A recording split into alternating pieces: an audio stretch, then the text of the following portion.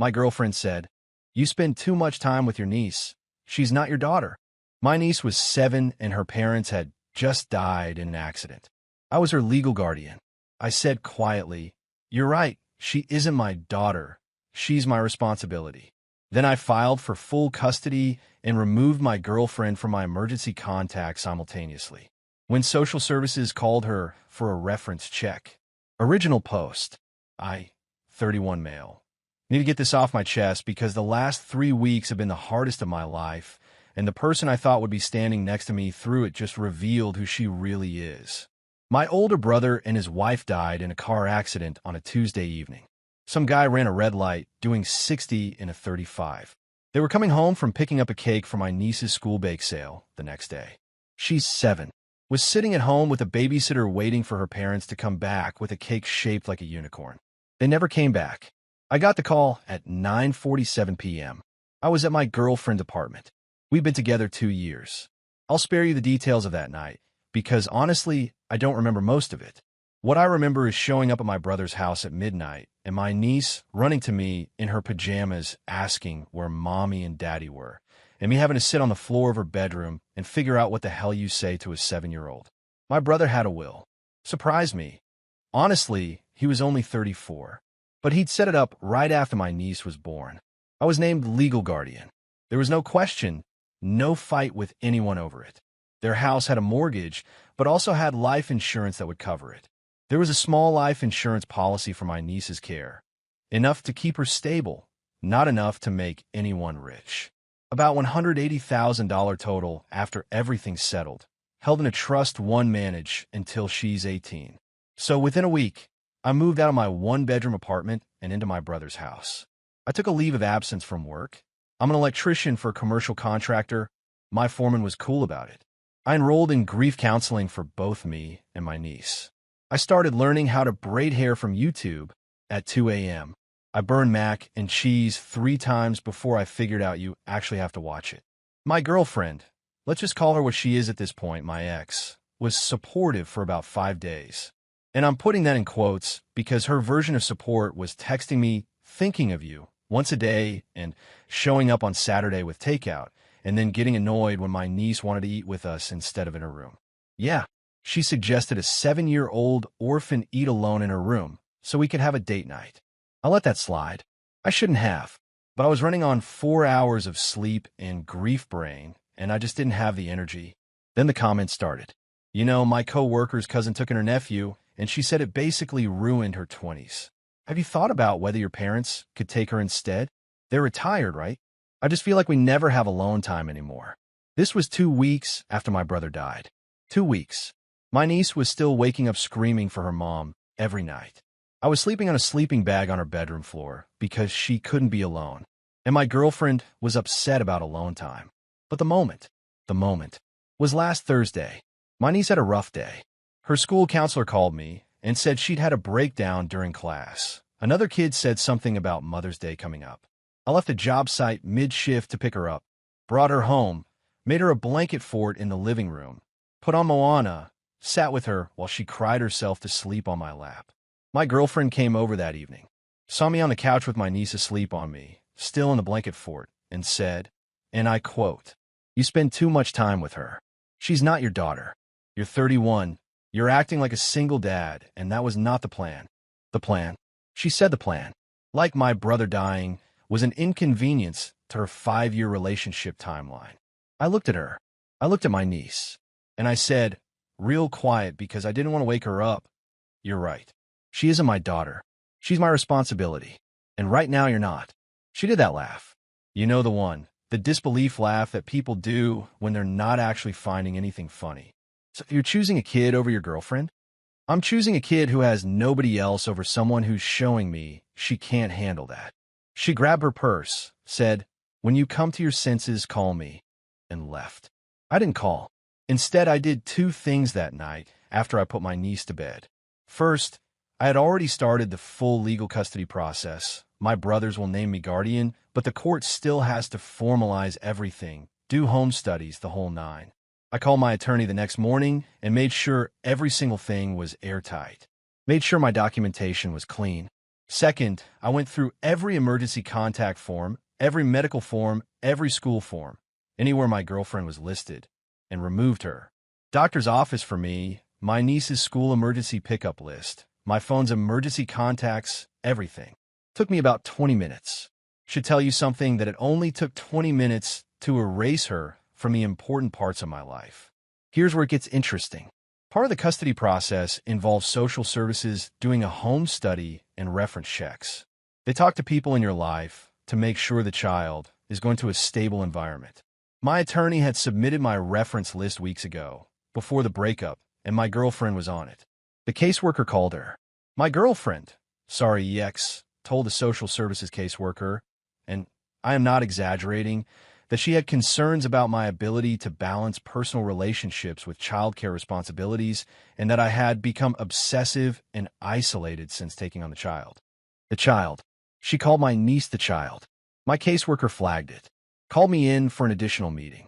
I had to sit in a government office and explain that my ex-girlfriend was retaliating because I chose my orphan niece over date nights. I brought text messages. I brought screenshots of her suggesting my niece eat in her room. I brought the text where she literally said this wasn't the plan. The caseworker, God bless this woman, looked at the screenshots, looked at me, and said, I see what's happening here. This won't be an issue. But it could have been. It could have delayed or complicated the custody process. For a 7-year-old who has already lost everything. Because my ex was petty enough to try to weaponize a social services reference check. I'm shaking typing this. Not from anger. From the realization of what could have happened if I hadn't saved those texts. My niece asked me yesterday if my girlfriend was coming over again. I said no. She said, okay, and went back to coloring. That's it. A 7-year-old processed this breakup more maturely than a 29-year-old woman. If you're reading this and you're in a relationship with someone who sees a grieving child as competition, run. Don't walk. I'll update if anything else happens because honestly knowing my ex, this isn't over. Update 1, 9 days later. All right, y'all, buckle up because my ex apparently decided that losing her boyfriend wasn't enough. She needed to try to lose my respect for the entire human race while she was at it. First, thank you to everyone who commented on the original post. A lot of you told me to document everything, and a few of you who said you work in family law told me the social services thing could have been way worse than it was. Trust me, I know. I've had nightmares about it. So after the social services thing, I thought maybe she'd just disappear. We don't share a lease, don't have joint finances, nothing tying us together. 2 years, and honestly the cleanest breakup logistics you could ask for. All she had at my brother's house was a phone charger and a hoodie she left in my truck. But nah, that would be too easy. 3 days after my original post, she showed up at my brother's house.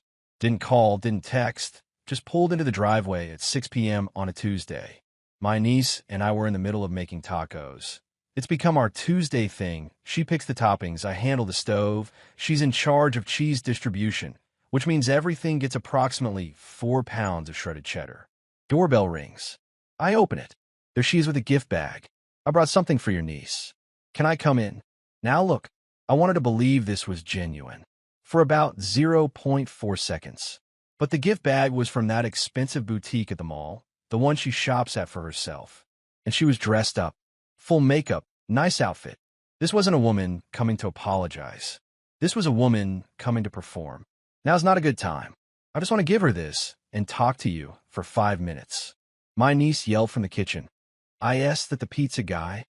No, sweetie, it's nobody. Go check the cheese. My ex's face when I said nobody. If looks could kill, I'd be writing this from the afterlife. 5 minutes, she said. I stepped outside and closed the door behind me. She launched into this whole thing about how she reacted badly and wasn't prepared for how fast everything changed and just needs me to understand her side. At no point, I want to be crystal clear, at no point did she apologize for the social services call. At no point did she say she was wrong. It was all about how SHE felt, how SHE was blindsided, how SHE had plans for us. Then she dropped this gem.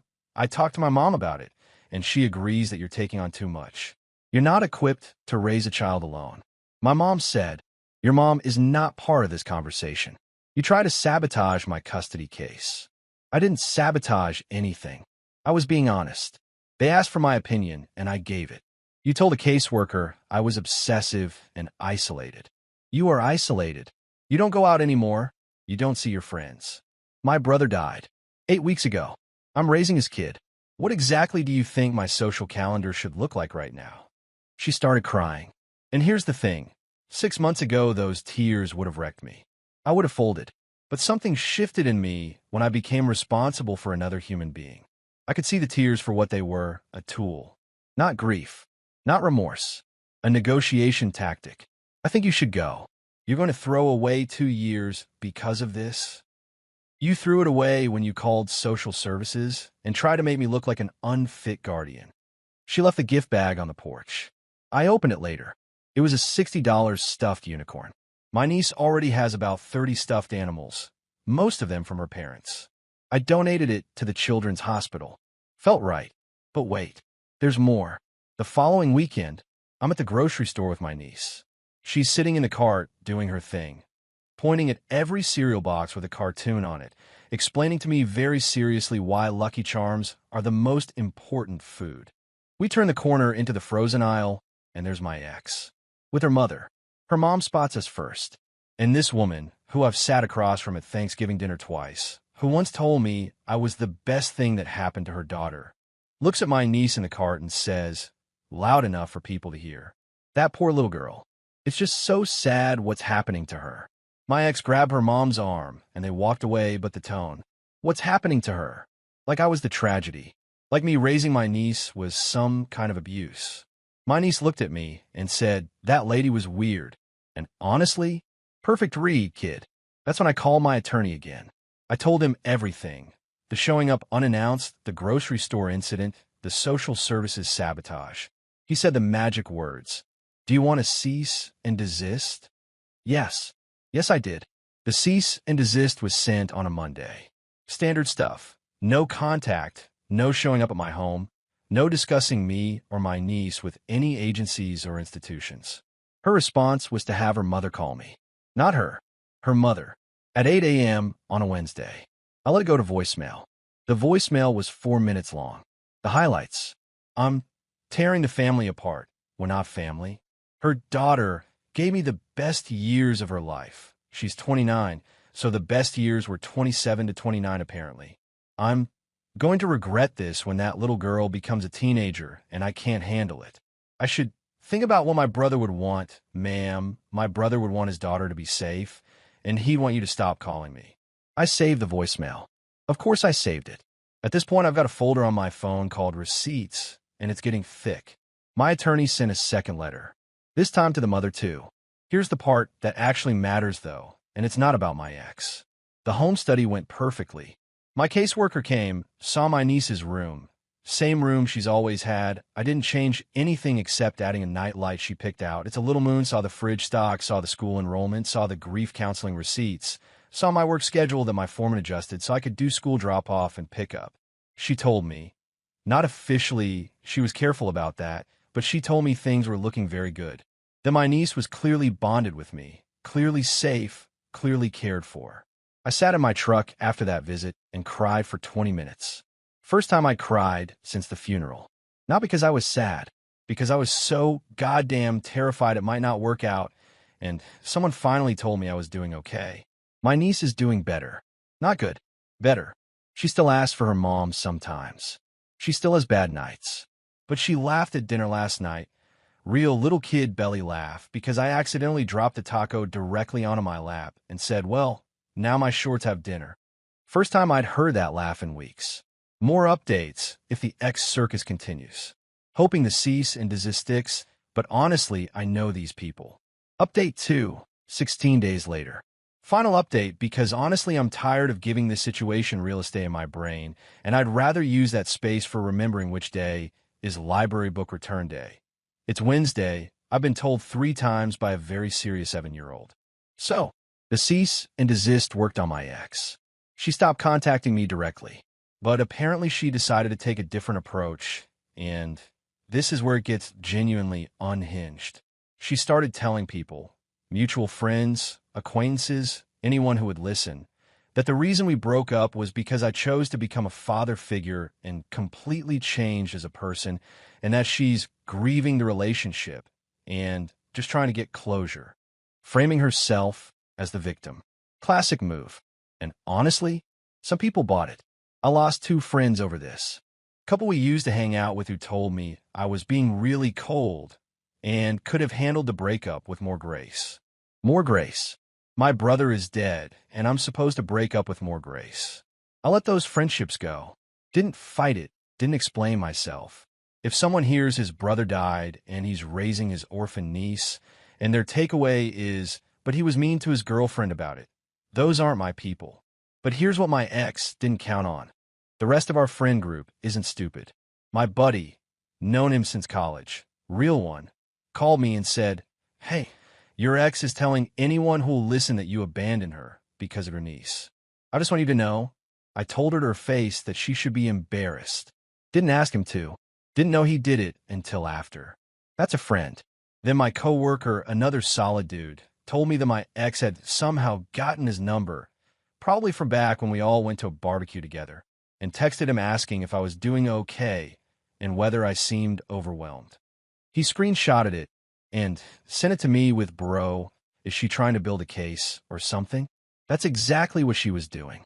Or trying to anyway, building a narrative, collecting witnesses who would say I was struggling, overwhelmed, not coping, so that if the custody situation ever came back around, she'd have ammunition. This woman was trying to build a paper trail to challenge my fitness as a guardian. Not through the legal system, through gossip, through social engineering. Because the direct social services route didn't work, she was going around the back. My attorney, and I swear this man has earned every dollar I've paid him, sent one final letter. Not just a cease and desist this time. A formal notice that any further attempts to contact third parties regarding my fitness as a guardian or to interfere with the custody process directly or indirectly would result in a tortious interference claim and a potential harassment filing. Big legal words. Expensive legal words. But necessary ones. Her mother, because of course it's the mother again, called my attorney's office directly. Not me this time. She learned that lesson. She called the lawyer to argue. His paralegal told me she was on the phone for 6 minutes before she was informed that any further calls would be documented and included in a potential filing. She didn't call back. Now here's the thing I keep going back to. Through all of this, the social services sabotage, the showing up, the grocery store, the smear campaign, the social engineering, my ex never once, not a single time, asked how my niece was doing. Not once. Never said, "How is she handling school?" Never said, "Is she sleeping better?" Never asked about the kid at the center of all of this. Because my niece was never a person to her. She was an obstacle, a scheduling conflict, a wrench in the plan. And that tells me everything I need to know about the 2 years I spent with this woman. I was in love with someone who saw a 7-year-old at the worst moment of her life and thought, this is inconvenient for me. Anyway, the legal stuff is wrapping up. I got a court date for the final custody hearing. My attorney is confident. My caseworker submitted a positive report. My references, my foreman, my college buddy, my niece's school counselor, my own therapist, all submitted statements.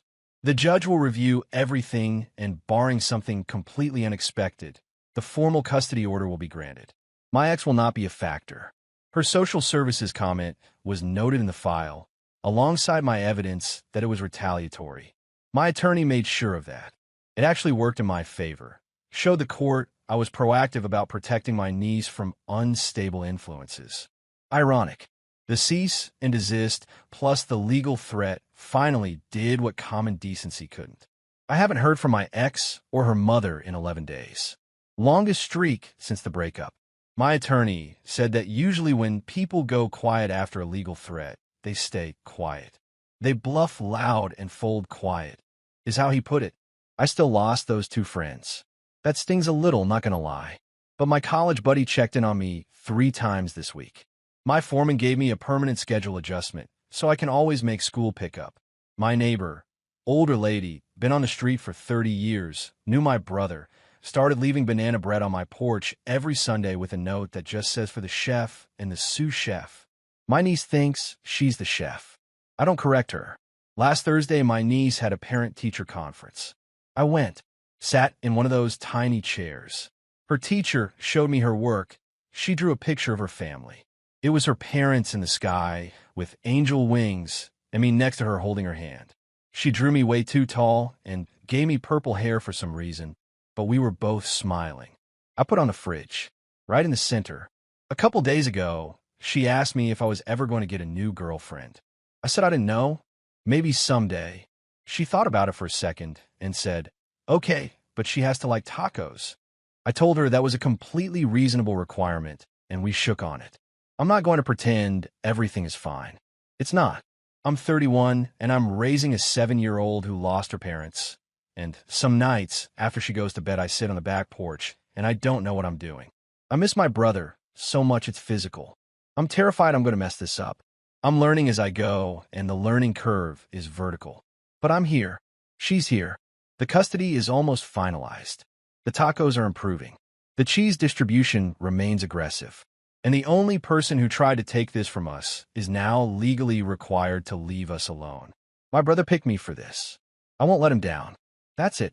That's the whole story. Thanks for reading. Thanks for the support on the earlier posts. I'm logging off this account and going to go help a very opinionated second grader with her book report on a book about a dog who solved mysteries, which she says is the best book ever written, and honestly, who am I to argue? Take care of the kids in your life, y'all, even when it's hard, especially when it's hard.